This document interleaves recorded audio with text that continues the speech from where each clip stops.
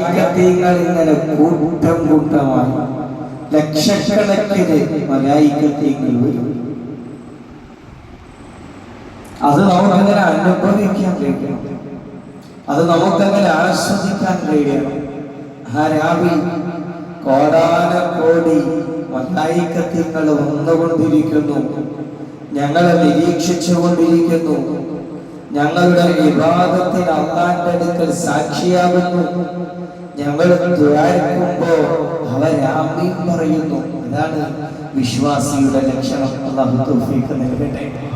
അങ്ങനെ മലായികത്ത് നമ്മളിൽ വരാനും നമ്മോട് കൂടെയുണ്ടാകാനും ഒക്കെയുള്ള പ്രധാനപ്പെട്ട ഒരു നിദാനം ഇന്നൽ ബൈത അല്ലദീ യുത്ലാ ഫീഹിൽ ഖുർആൻ, ഖുർആൻ ഓതപ്പെടുന്ന വീട്. നാമുള്ള പരിസരത്ത് ഖുർആനോത്തങ്ങനെ സജീവമാണെങ്കിൽ ആ കുടുംബത്തിന് ഭയങ്കര വിശാലത കിട്ടും. അവർക്കുള്ള ഗുണങ്ങൾ കൂടിക്കൊണ്ടിരിക്കും.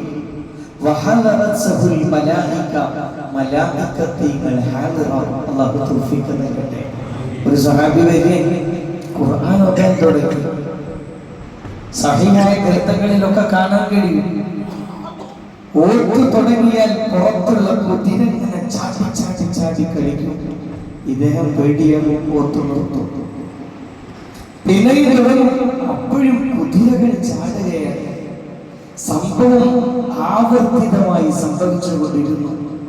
അടുത്ത ദിവസം മുത്തു മുഹമ്മദ് മുസ്തഫ സല്ലല്ലാഹു അലൈഹി വസല്ലം തങ്ങളുടെ വിവരം പറഞ്ഞപ്പോൾ പറഞ്ഞു, കുറച്ചുകൂടി ഓതുകയായിരുന്നെങ്കിൽ നിനക്ക് മലായികത്തീങ്ങളെ എങ്ങനെ കാണാമായിരുന്നു. ആ കുതിരകൾ ചാടിക്കൊണ്ടിരിക്കുന്നത് മലായികത്തീങ്ങളുടെ പ്രവാഹം കൊണ്ടാണ്.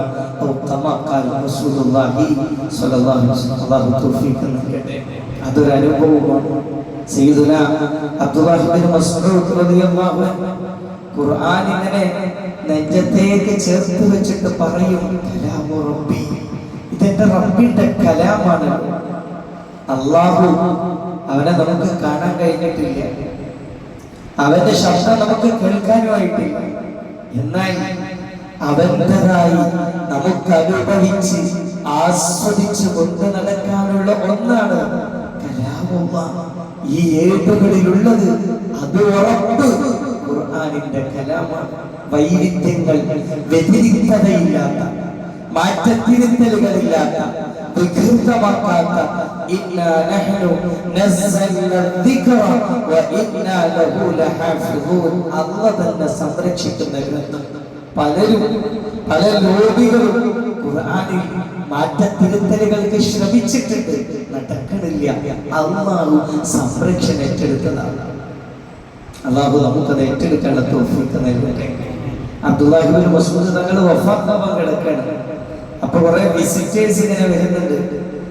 കാണുന്നവർക്കൊക്കെ ഇബ്നു മസ്ഊദ് തങ്ങളുടെ മുഖത്ത് എന്തോ ഒരു വിഷമം, ഒരു വ്യസനം നിഴലിൽ കൊണ്ടിങ്ങനെ നിൽക്കുന്നുണ്ട്.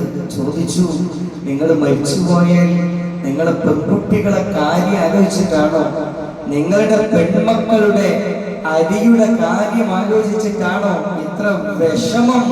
ഇബ്നു മസ്ഊദ് തങ്ങളെ, അബ്ദുല്ലാഹി ഇബ്നു മസ്ഊദ് തങ്ങൾ പറഞ്ഞു, കല്ല, എനിക്ക് അങ്ങനെ ഒരു ഭയമേ ഇല്ല. എന്റെ മക്കള് മരിച്ചു കഴിഞ്ഞാൽ, എന്റെ പെൺകുട്ടികളെ ഞാൻ മരിച്ചു കഴിഞ്ഞാൽ എന്റെ പെൺകുഞ്ഞുങ്ങളെ ആര് നോക്കുമെന്ന വിഷമമോ സങ്കടമോ ആകുലതയോ ഒന്നും എനിക്കില്ല. കാരണം സമിഅതു റസൂലല്ലാഹി സ്വല്ലല്ലാഹു അലൈഹി വസല്ലം യഖൂൽ, എന്റെ മുത്തുനബി പഠിപ്പിക്കുന്നത് ഞാൻ കേട്ടിട്ടുണ്ട്. മൻ ഖറഅ സൂറത്തുൽ വാഖിഅ ഫീ കുല്ലി ലൈല, എല്ലാ രാത്രിയും ആരെങ്കിലും സൂറത്തുൽ വാഖിഅ ഓതുകയാണെങ്കിൽ ലം തുസിബുഹു ഫാഖത്തുൻ അബദ, ആ വീട്ടിൽ ദാരിദ്ര്യമേ വരികയില്ല. അല്ലാഹു നമുക്ക് തൗഫീഖ് നൽകട്ടെ. അതുകൊണ്ട് ഈ വിശിഷ്ടമായ ദിനങ്ങളിൽ 3 കാര്യങ്ങൾ ഖുർആനുമായി നാം നല്ലോണം ശ്രദ്ധിക്കണം. കാരണം ഈ ദിവസങ്ങൾ നമുക്ക് കിട്ടണം. ഈ ദിവസങ്ങളിൽ മലായികത്തുകൾ ഇറങ്ങി വന്നുകൊണ്ടിരിക്കുമ്പോൾ അവരുടെ തിരുനോട്ടത്തിൽ നമ്മൾ പെടണം. അവരുടെ പ്രാർത്ഥനകളിൽ, അവരുടെ ആശീർവാദങ്ങളിൽ എല്ലാം നമുക്കൊരു ഇടം കിട്ടണം. അതിനുള്ള ഏറ്റവും വലിയ മാർഗം ഖുർആൻ ചേർത്ത് പിടിക്കുക എന്നുള്ളതാണ്. അല്ലാഹു തൗഫീഖ് തരട്ടെ. ഒന്ന്, വറത്തിലിൽ ഖുർആന തർത്തീല. ഖുർആൻ തർത്തീലായിട്ട് ഓതുക. ഖുർആൻ ഓതി തീർക്കല്ല, സാവകാശം. ഖുർആനിനോടുള്ള ഒരു കടമയാണത്. ഖുർആൻ ഒരു വിശ്വാസിയെ സംബന്ധിച്ചിടത്തോളം കിതാബുകളിൽ കാണാം ഖുർആൻ ഓതേണ്ട ഒരു കണക്ക്. വിശുദ്ധമായ റമദാൻ ആകുമ്പോ എല്ലാ ദിവസവും 2 ജുസ്. അങ്ങനെയാണ് അതിന്റെ ഒരു കണക്ക്. എല്ലാ ദിവസവും 2 ജുസ്. റമദാൻ ഇല്ലാത്തപ്പോ 40 ദിവസം കൊണ്ട് ഒരു ഖത്മുൽ ഖുർആൻ. അല്ലാഹു നമുക്ക് തൗഫീഖ് നൽകട്ടെ. അപ്പൊ റമദാനിൽ 2 ഖത്മും, റമദാൻ അല്ലാത്ത സമയങ്ങളിൽ 40 ദിവസം കൊണ്ട് ഒരു ഖത്മെങ്കിലും ഓതണം. പഠിച്ചോനെ ഞങ്ങൾക്ക് സൗഭാഗ്യം തരണേ അല്ലാഹ്. അതിനു വേണ്ടിയാണ് ഖുർആൻ ജുസ്കളാക്കി, ഓരോരോ ജുസ്. അതിൽ സ്ത്രീകൾക്ക് ഓതാൻ കഴിയാത്ത കാലം കൂടെ പരിഗണിച്ച് ഉലമാഹ് അതിനെ ക്രമീകരിച്ചതാണ്. 40 ദിവസം കൊണ്ട് ഒരു ഖത്ം. അല്ലാഹു നമുക്ക് ഭാഗ്യം പ്രദാനം ചെയ്യട്ടെ. ഒന്ന്, തർത്തീലായിട്ട് ഖുർആൻ ഓതുക. രണ്ടാമത്തത് തദബ്ബുറാണ്. അല്ലാഹുവിന്റെ കലാമാണ്. നമ്മളെല്ലാ അർത്ഥം കൂടെ പഠിച്ചിട്ടില്ല. ഖുർആന്റെ സാരവും വിശകലനവും പൂർണ്ണമായി നമുക്കറിയില്ല. പക്ഷേ കലാമുല്ലാഹ്, അല്ലാഹുവിന്റെ കലാമാണ് എന്തെങ്കിലും ചിന്തിക്കണം. പഠിച്ചവനെ, അല്ലാഹുവിന്റെ കലാം. അല്ലാമ മുഹമ്മദ് ഇഖ്ബാൽ ഖുർആൻ അങ്ങനെ ഓതുമ്പോ കരഞ്ഞ് കരഞ്ഞ് കരഞ്ഞ് കണ്ണുനീര് വന്ന്, ഇത് അതിശയോക്തിയല്ല, ഖുർആൻ നനഞ്ഞു പോകുമായിരുന്നു. എന്നിട്ട് ഉണങ്ങാൻ പുറത്തു കൊണ്ടുപോയി വെക്കും. അല്ലാഹു നമുക്ക് ഭാഗ്യം തരട്ടെ. തദബ്ബുറാണ്.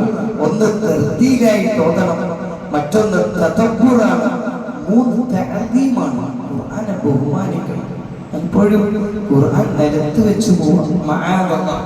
ചിലപ്പോൾ മൊബൈലായിരിക്കും ഖുർആൻ തുറന്നിട്ടുണ്ടാവുക, എന്നിട്ടത് നിലത്ത് വെച്ച് പോകും. അല്ലാഹുവിന്റെ കലാമല്ലേ. നമ്മുടെ കാൽപാദം തട്ടുന്നിടത്ത് പടച്ചോന്റെ കലാമെങ്ങനെ വെക്കുക. അല്ലാഹു നമ്മളെ കാക്കട്ടെ. ഖുർആനിലേക്ക് ഒരു പ്രത്യേകമായ സ്ഥലം പോലും നമ്മൾ നൽകണം. നമ്മുടെ വീട്ടിൽ സാധാരണ ഗ്രന്ഥങ്ങളോടൊപ്പം ഖുർആൻ വെച്ചു പോകരുത്. ഫഖഹിലൊക്കെ, ഫഖഹിന്റെ ഉംദത്തുസ് സാലിക് എന്ന ഗ്രന്ഥത്തിലൊക്കെ ഒരു ചർച്ച തന്നെ. ഖലീഫ എന്ന് പറഞ്ഞാൽ അവിടെ ഉദ്ദേശിക്കുന്നത് ഖുർആൻ വെക്കാനുള്ള സഞ്ചി. മുമ്പൊക്കെ എല്ലാ പുസ്തകങ്ങളും വെക്കാൻ ഒരു ബാഗോ സൗകര്യമൊക്കെ ഉണ്ടാകും, ഒരു കവറൊക്കെ. പക്ഷെ ഖുർആൻ വെക്കാൻ ഖുർആൻ സഞ്ചി, അത് തൊടാൻ പറ്റുമോ പറ്റൂല എന്ന ചർച്ച ഫഖഹിലുണ്ട്. അല്ലാഹു നമുക്ക് തൗഫീഖ് നൽകട്ടെ. അതുകൊണ്ട് ഈ ദിവസം സമയം കണ്ടെത്തി നാം ചെയ്യേണ്ട ഒരു പണിയാണ് വറത്തിലിൽ ഖുർആന തർത്തീല. നമ്മൾ ഖുർആൻ ഓതുമ്പോ മലായികത്തീങ്ങൾ ഇങ്ങനെ കൂട്ടമായി സഞ്ചയമായി കടന്നു വരുന്നു എന്ന ഫീലിംഗിൽ മനോഹരമായിട്ട് ഖുർആൻ ഓതുക. അത് ചിന്തിക്കാൻ ശ്രമിക്കാം. ഖുർആൻ പിടിക്കുന്നതും നോക്കുന്നതും അതിനെ സൂക്ഷിക്കുന്നതും വളരെ ബഹുമാനത്തോടുകൂടെയായിരിക്കുക. നമ്മുടെ ഫൗണ്ടേഷൻ അതാണ്. അല്ലാഹു ബഹുമാനിച്ചതിനെ മുഴുവൻ ബഹുമാനിക്കാൻ എങ്ങനെങ്കിലും ഓതി തീർക്കല്ല. അള്ളാഹുവിനെ അനുഭവിച്ച് മാലാഖരുടെ സാന്നിധ്യം ആസ്വദിച്ച് ഖുർആൻ ഓതുക. അല്ലാഹു നമുക്ക് തൗഫീഖ് നൽകട്ടെ. ഖുർആൻ ചേർത്ത് പിടിച്ച് ഇഷ്ടം പോലെ ഇനിയുള്ള സമയങ്ങൾ ഖുർആനിനായി മാറ്റിവെക്കുന്ന ദിനങ്ങളാകട്ടെ. അല്ലാഹു സൗഭാഗ്യം പ്രദാനം ചെയ്യട്ടെ. വആഖിറു ദഅ്വതി വസ്സലാമു അലൈക്കും വറഹ്മത്തുള്ളാഹി.